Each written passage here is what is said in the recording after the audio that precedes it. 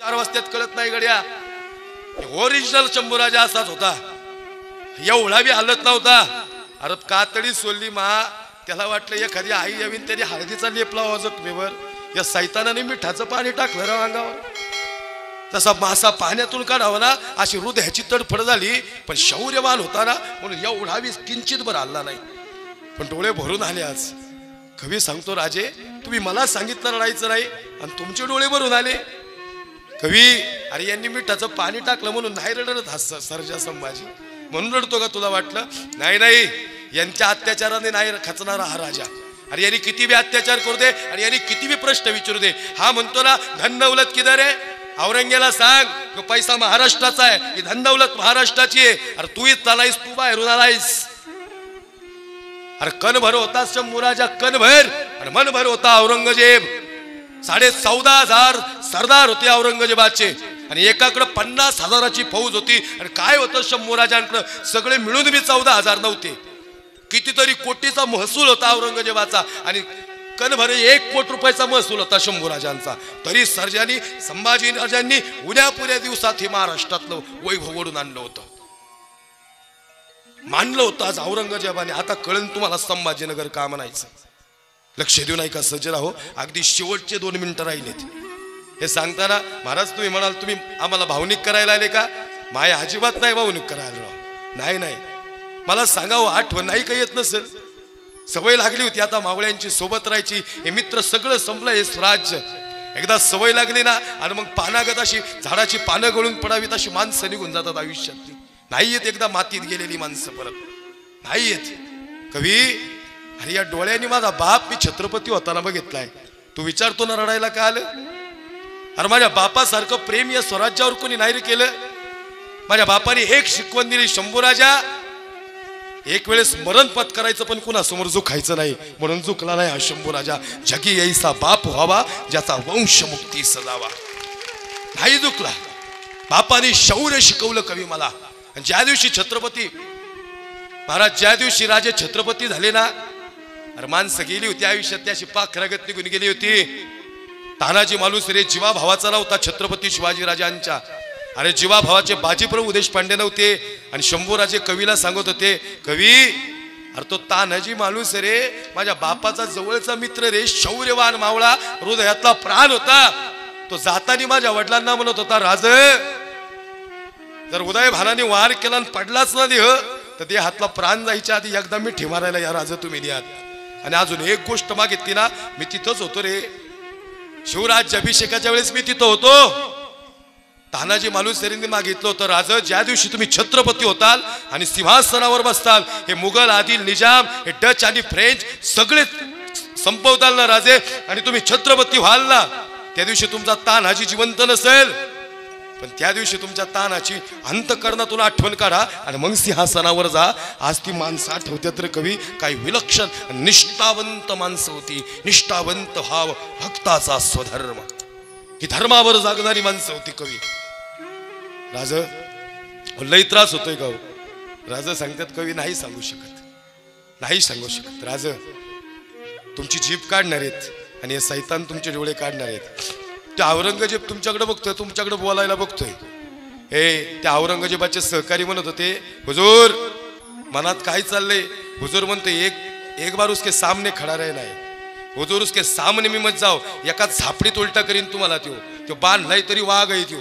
त्याने डरकाळी फुटली ना त्याच्या नजरेत तो मारून टाकतो. हुजूर त्याला एवढा सोडलाय तरी तो हालत बी नाही, डुलत बी नाही. अरे कुछ भी नाही बोला. अरे हुजूर काहीच सांगणार नाही, तो काहीच सांगणार नाही. तो एवढा बी तुम्ही काय विचारा हुजूर त्याला. अरे ही जैसा पुत्र फिर हमारे मुल्क में क्यों नहीं पैदा होता.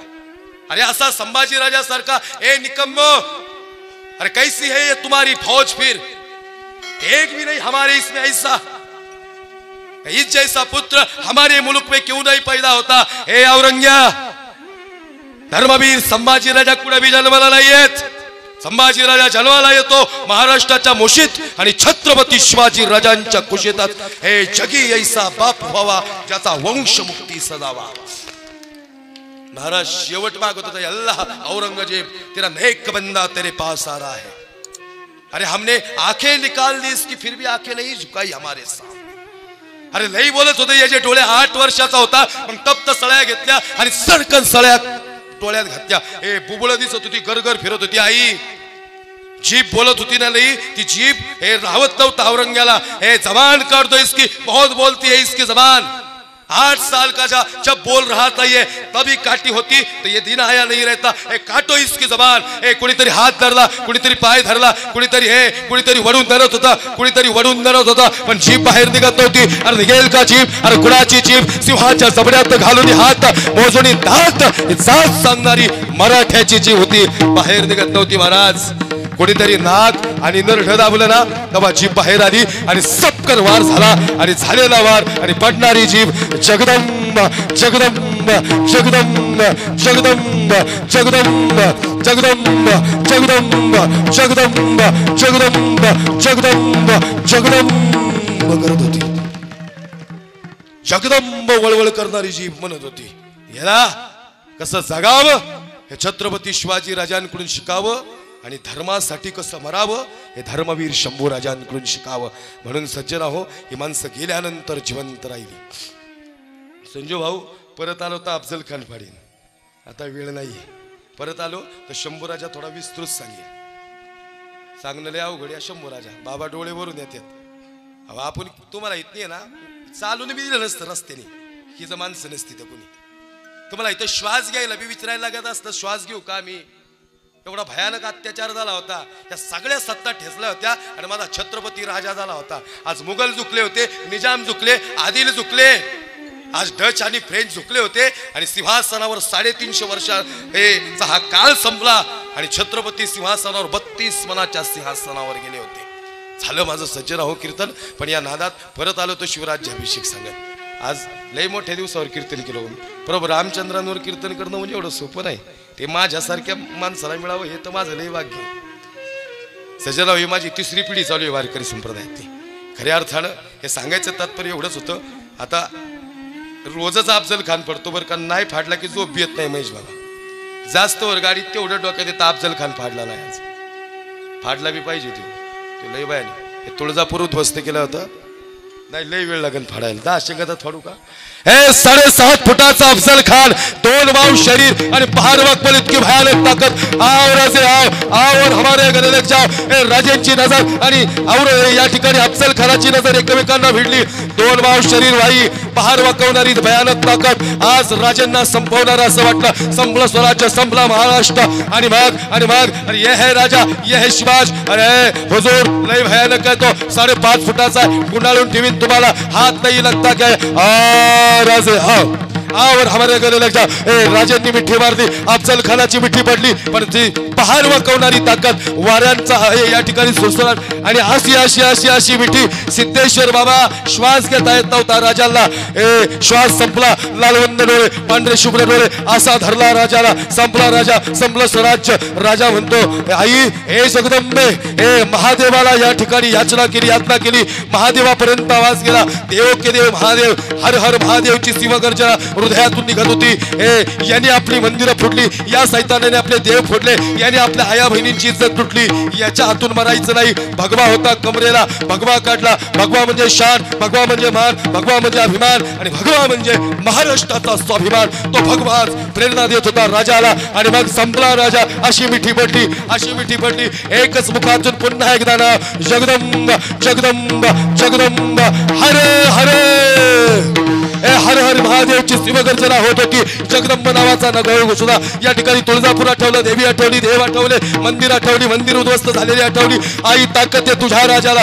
चिलकत होता अंगारा. अफजल खानाने वार केला, कटारीचा वार हुकला. वाघ नके होती ती शहाजीराजांनी दिली होती.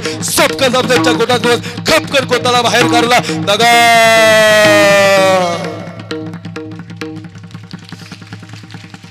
अरे ये दक्कन के शेर दे क्या. चल कृष्णाजी आला. कृष्णाजी 9 फुटुडी मारली. कृष्णाजी आला. वार हुकला. उजव्या मस्तकावर वार झाला. राजा बंडा. हे पाहिलं सय्यद बंडा आला. अफजल खान सांगतो, सय्यद बंडा चल उडा उस राजा की गरज. आला सय्यद बंडा. 9 फुटुडी मारली. कर राजाची गरज उडवा. तर पाहिलं जिवा. राजा सांगता जिवा चल. आला जिवा. 10 फुटुडी मारली. तानपट्टा फिरवला आणि सय्यद बंडाचा हात वरच्यावर उडवला आणि इतिहास कडरला. होता जिवा, वाचला शिवा. प्रौढ प्रताप पुरंदर क्षत्रिय कुलावतंस सिंहासनाधीश्वर राजाधिराज महाराज शिवछत्रपती शिवाजी महाराज की वाह. झालेली सेवा भगवान परमात्म्या चरणी समर्पित करतो, अर्पण करतो. आता कुठल्या कुठल्या आताडे कुठे वळल्यात माहिती नाही. या छाताडाचा पिंजरा कुठून कुठं जातो काय माहिती नाही. तुम्ही दिलेलं पाकिट बी मोजायची सुधरत नाही इकडे. नाही नाही एवढं सोपं नाही. आणि हे अंग थरथर कापतं खाली वाचल्यानंतर. आनंद वाटला सज्जन हो. अतिशय सुंदर वातावरण होतं. जे काही बोललो गुरु वैकुंठवासी नामदेव महाराज पठाडे यांची कृपा. जे काही बोललो गुरुवर्य सदानंद गुरुजी आळंदीकर. जे काही बोललो माझे वडील महाराष्ट्रातील ज्येष्ठ कीर्तनकार हरिभक्तपरायण नूर मोहम्मद महाराज आत्तारे यांची असणारी कृपा. वाणीतून एखादा शब्द गेला असेल, कुणाचा अंतकरण दुखावला असेल तर हृदयातून माफी मागेल. या ठिकाणी अतिशय सुंदर एकदा सगळ्या कमिटीसाठी टाळी वाजवा.